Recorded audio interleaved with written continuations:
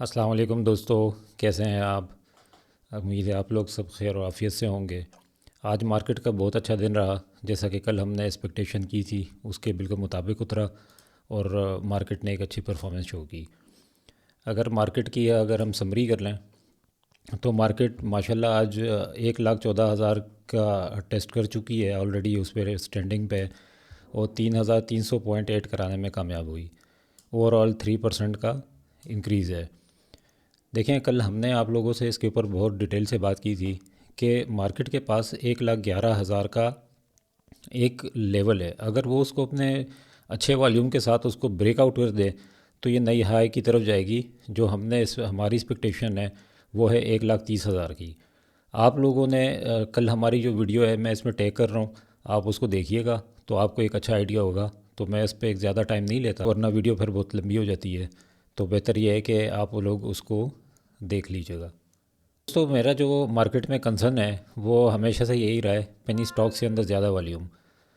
आज जैसे माड़ी, एफएफसी, एफएफबीएल, ये एक वॉल्यूम लीडर में से तो नहीं रहे, लेकिन इन्होंने एक अच्छी परफॉर्मेंस शो की है। इस वजह से हम कहेंगे कि एक सेटिस्फैक्ट्री परफॉर्मेंस रही है। लेकिन आप लोगों से मैं बार बार ये इस चीज़ का जिक्र करता रहता हूँ कि आप लोगों ने जो ये पेनी स्टॉक्स के अंदर लगते हुए वॉल्यूम के ऊपर बड़ा ख्याल रखना है। एक जज्बाती रो में ना बह जाइएगा, बल्कि अपने रिस्क मैनेजमेंट साथ में करते रहिएगा। पाई चार्ट को देखें मार्केट के 100 इंडेक्स के, तो आपको आइडिया होगा कि आज बड़ी अच्छी परफॉर्मेंस दिखाई है फर्टिलाइज़र में एफएफसी ने, देन मारी एंड पीपीएल और ओजीडीसी ने भी। जिसके पीछे कल परसों से हम लोग अपनी मुसलसल वीडियोस में आपको बता रहे हैं कि देखें अभी फैक्टर्स जो है वो जितने भी है वो फेवरेबल हैं सर्कुलर डेट के लिए। तो इसकी वजह से इनके ऊपर इम्पेक्ट आएगा और आता ही रहेगा। इनका ताल्लुक इनडायरेक्टली पीएसओ से भी बनता है।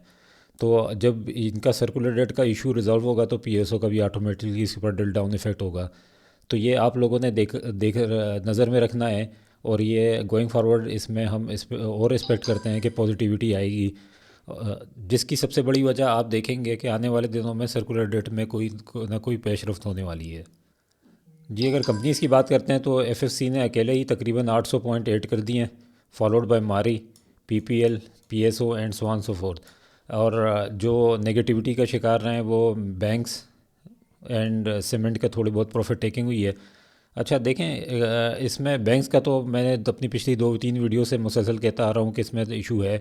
अभी ये रहेगा जब तक ये अनसर्टेनिटी ख़त्म नहीं होगी एडवांस टू डिपॉजिट रेशो के ऊपर जो टैक्सेशन से रिलेटेड है, तब तक ये अप एंड डाउन थोड़े रहेंगे। दूसरी जो हमने बात की है कि इस्लामिक बैंक्स के ऊपर एक फैक्टर एक और इफ़ेक्ट कर सकता है, जो कि इनका जो दूसरे जो एनबीएफसीज़ हैं उनको एक परमिशन दी जा रही है। उनके लिए एक फ्रेमवर्क एसीसीपी ने डिफ़ाइन ऑलरेडी कर लिया है कि वो लोग भी आके इस्लामिक फाइनेंसिंग कर सकते हैं।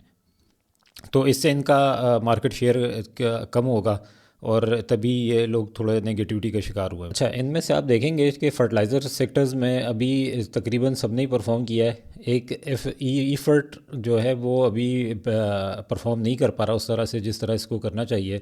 इसके ऊपर हमने टेक्निकल एंड फंडामेंटली थोड़ी सी अप्रोच लगा कि आप लोग बताएंगे कि ये ऐसा क्यों हो रहा है और ये गोइंग फारवर्ड क्या हो सकता है इसके अंदर। तो हमारे साथ अभी ये जुड़े रहें, हम आपको इसके अंदर बताते हैं अभी अपने टेक्निकल सेक्शन में कि ये क्या एक्सपेक्टेड टारगेट्स हैं और ये कहाँ पे जा सकता है।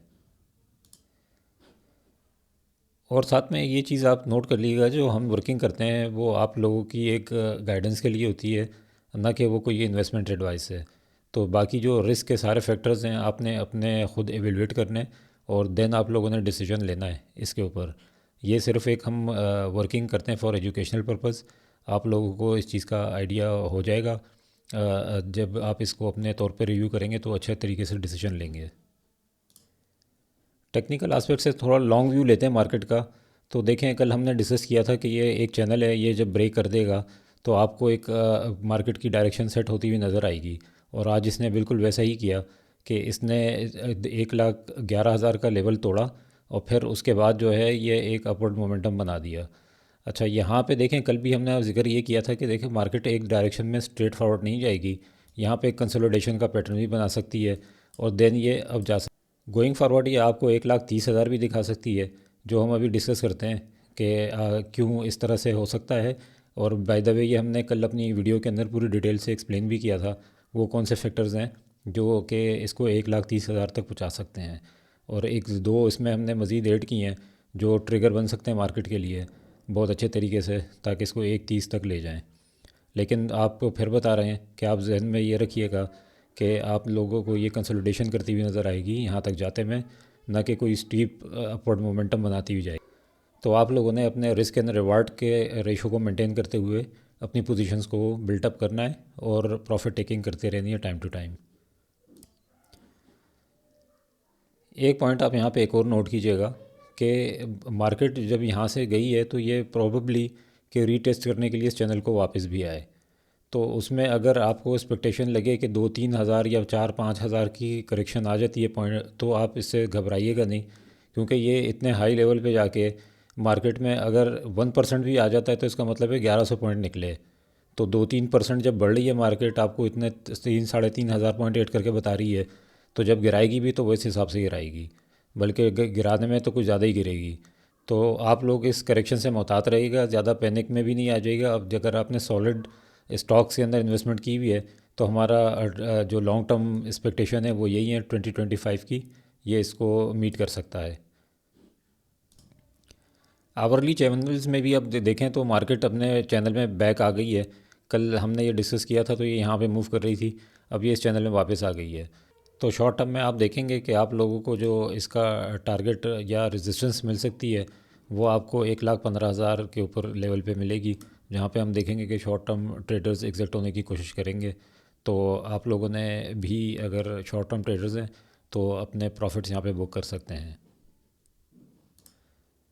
कुछ अनाउंसमेंट की तरफ बात कर लेते हैं। इस तरह आप लोगों से डिस्कस किया था कि जब एक इन्फेंसी की स्टेज से कंपनीज निकलती हैं तो उनको एक ग्रोथ का एक ईगर होता है, और वो इस वजह से एक बड़ी एक एग्रेसिव अप्रोच के साथ अपनी न्यूज़ फ्लोट करती हैं। तो आप लोगों को इस चीज़ से एक इंसाइट मिल रही होगी कि उन्होंने पहले तो पीबीए वाले ये का मटेरियल इन्फॉर्मेशन भेजी, और उसके बाद जो है वो एकदम से कंसोलिडेटेड भेज दी इन सब की। तो ये आप लोग जहन में रखें कि ये इस तरीके से होता है। ये मार्केट के एक ब्रांड इमेज क्रिएट करने के लिए मार्केट के टैक्टिक्स होते हैं। एनीवेज़ हम आगे बढ़ते हैं। तो अब देखें, कल हमने एक अपने वीडियो में ये भी डिस्कस किया था इसके हवाले से कि आप ये बताएं हमें कि मल्टी बैगर है क्या नहीं है स्टॉक। तो आज देखा आपने इसमें कैप लग गया है, तो हम चाहते हैं कि आप लोग इसके अंदर पार्टिसिपेट करें और हमें बताएं कि आप क्या समझते हैं कि ये मल्टी बैगर स्टॉक है या नहीं है। अगर आप लोग नहीं फाइंड आउट कर पाते तो आप लोग हमें बताइएगा, हम आपको इसके ऊपर एक कंप्लीट डिटेल्ड एनालिसिस हम ऑलरेडी कर रहे हैं, जो आप लोगों से भी अपने यूट्यूब वीडियो के थ्रू डिस्कस करेंगे। ख़बरों की तरफ अगर हम बात करें तो ये ख़बरें आप लोगों को पहले भी आप लोगों ने सुन चुकी हैं और अब भी सुनेंगे कि पॉलिसी रेट जो है वो 200 बेसिस पॉइंट से गिरने जा रहा है। आप ये देखिएगा कि ये ख़बर लग तो गई है लेकिन मार्केट इसको ऑलरेडी डिस्काउंट कर चुकी है। अब अगर ये कोई एबनॉर्मल अगर मार्केट में मूव आनी है या अब सर्ज आना है तो इसको तकरीबन 2.5% से भी ऊपर कट करना चाहिए, अदरवाइज़ ये मार्केट को कोई रिस्पॉन्स नहीं देने वाली। मार्केट ये ऑलरेडी डिस्काउंट कर चुकी है, अपनी प्राइस इन कर चुकी है इसको। तो आप लोग इसको एक्सपेक्टेशन में अब लेके ना बैठिएगा कि कट होगा तो कोई किसी की सेक्टर में कोई बूम आने वाला है, क्योंकि ये ऑलरेडी आ चुका है। अगर हम मटीरियलिटी की बात करें तो आप लोग के की खिदमत में एक अर्ज़ करते चलें कि आप देखेंगे कि कंस्ट्रक्शन एक्टिविटीज़ जो हैं वो बहुत ज़्यादा पिक कर रही हैं। और हमारे सर्वे के मुताबिक कि थ्रू आउट द कंट्री एक पिक हो रहा है इंफ्रास्ट्रक्चर डेवलपमेंट का, जिसमें स्टील्स वगैरह और लेबर और माइग्रेशन का ये भी इम्पेक्ट है।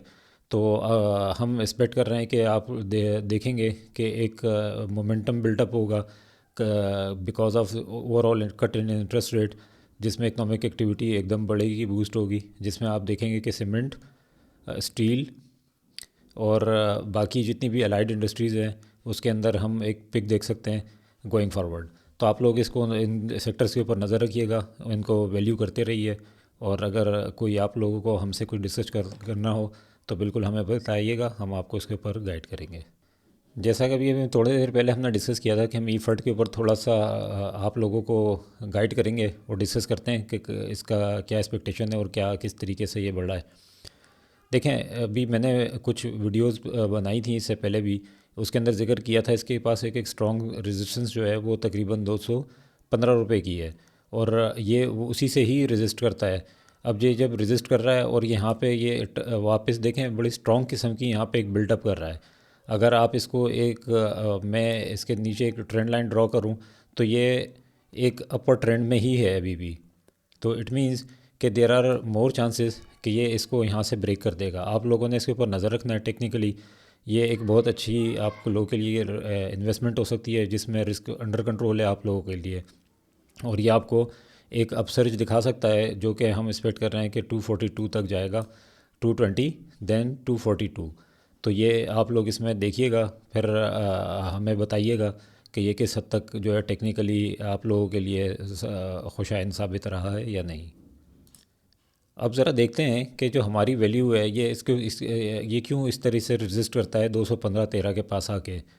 देखें, ईफर्ट पे हमने एक बड़ी बेसिक सी अप्रोच लगानी होती है। इसमें कोई इतने ज़्यादा आपको कोई फैंसी किस्म की या रॉकेट साइंस लगाने की ज़रूरत नहीं है।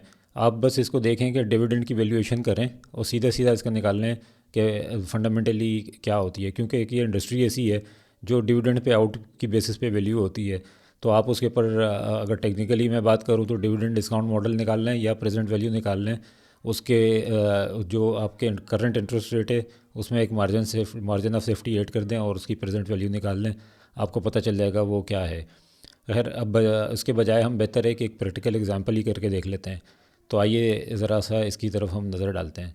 देखें, अभी तक हमने देखा है कि जो अभी तक इन्होंने डिविडेंड भी दिया है वो दिया 12.5 रुपये का। 12.5 रुपये का डिविडेंड में से अभी जो लास्ट क्वार्टर में इन्होंने पेमेंट की है डिविडेंड की वो 2.5 रुपये की है। तो गोइंग फॉरवर्ड ये जितनी भी फर्टिलाइज़र कंपनीज़ हैं इनके अंदर एक हिस्टोरिकल एवरेज रहा है कि ये 100% के करीब डिविडेंड पे आउट करते हैं। जो इनकी अर्निंग एक्सपेक्टेड है हमारी, वो हम इस तरह से कर रहे हैं, उसी को ही हम अगर डिविडेंड पे आउट बनाते हैं तो हमारे हिसाब से 28 रुपीज़ का एक्सपेक्टेड डिविडेंड आउट है। और आप देखिएगा कि मार्केट में यही एक्सपेक्टेशन बिल्ड करके बैठे हुए हैं, चाहे वो फंड्स हों चाहे वो बड़े प्लेयर्स हों इसको जमा करने वाले, जो कि डिविडेंड मोटिव से खेलते हैं इस स्टॉक मार्केट में, वो इसी चीज़ का जहन बना के बैठे हुए हैं। तो जब ये 28 का एक्सपेक्टेड डिविडेंड देगा उसकी बेसिस पे अगर हम बात करें तो 28 को हमने सबसे पहले जो हम फॉरवर्ड लुकिंग इंटरेस्ट रेट यानी हम जो एक्सपेक्ट कर रहे हैं हमने उसको और भी डिस्काउंट कर दिया है 11% से, ताकि हमें एक आइडिया हो जाए कि फ्यूचर में अगर इंटरेस्ट रेट मैक्सिमम गिरते हैं तो इतने गिरते हैं, प्लस उसमें एक हमने मार्जिन ऑफ सेफ्टी 2% का ऐड किया है ताकि उसकी एक प्रेजेंट वैल्यू निकाल रहे हैं। और जब हम इसको कैलकुलेट करते हैं तो हमारे पास 215 की एक वैल्यू आती है। और अगर आप दूसरी तरफ देखें तो टेक्निकली बिल्कुल ये इसी के पास ही रजिस्ट कर रहा है। इसमें एक यही वजह है जिस वजह से ये स्टक हुआ हुआ है यहाँ पे, और लेकिन इसके अंदर एक्यूमुलेशन हो रही है। आप टेक्निकली देख लीजिएगा, इसमें आते हैं ऑर्डर लगते हैं बड़े बड़े और फिर जो है इसी को लाके वापस यहाँ पे बंद कर दिया जाता है। तो इसमें आप लोग एक रिस्क कंट्रोल करते हुए एक अच्छी पोजीशन बन सकती है हमारे हिसाब से, जो कि आप इसको यहाँ से टारगेट कर सकते हैं, क्योंकि इससे रिलेटेड जितने भी एसोसिएटेड स्क्रिप्ट्स हैं जो फर्टिलाइज़र के हैं वो परफॉर्म कर चुके हैं या और भी कर देंगे, लेकिन ये वाला जो है अभी ये उनसे पीछे। तो अब हम समझते हैं कि इसकी बारी भी लगने वाली है। अब हमने शुरू में बात की थी कि मार्केट के अंदर हम क्यों एक्सपेक्ट करते हैं कि एक चीज़, उसके पीछे एक रीज़न हमने पिछली वीडियो के अंदर एक्सप्लेन की, और आज एक दो चीज़ें हम मज़ीद ऐड करना चाह रहे हैं जो कि एक डेटा है विद द सोर्स एक्नॉलेज्ड, ये NCCPL और के डेटा से ही है।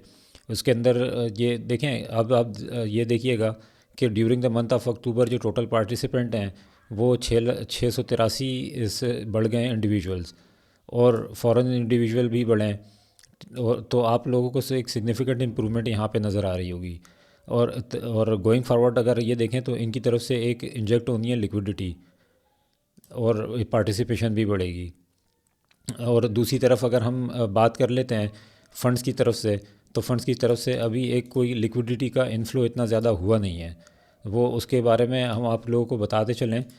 देखें, 2010 में 42% इन्वेस्टेड थे फंड्स, जो कि आप देखें कि इसी एक रेंज में रहें शुरू से लेके यहाँ तक 2019 के बाद से जब पॉलिटिकल एरा चेंज हुआ तो वो शिफ्ट हुए हैं ज़्यादा मनी मार्केट की तरफ।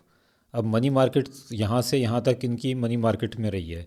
अब यहाँ से अब इंटरेस्ट रेट जब डिक्लाइन हुआ है तो इनकी जो total participation in stock market through equity 2024 में वो आप देखेंगे कि वो रही है अभी तक 8%।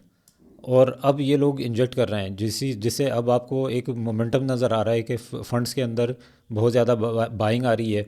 और ये हम एक्सपेक्ट करेंगे क्योंकि जब इंटरेस्ट रेट कट होते हैं तो ये एक शिफ्ट करते हैं अपना मनी मार्केट से इक्विटी मार्केट की तरफ। जब ये इक्विटी मार्केट की तरफ आएंगे तो हम एक्सपेक्ट करते हैं कि ये अपना मोर देन 40% एटलीस्ट, यानी यह लेवल यहाँ पे लेके आएंगे 2025 में।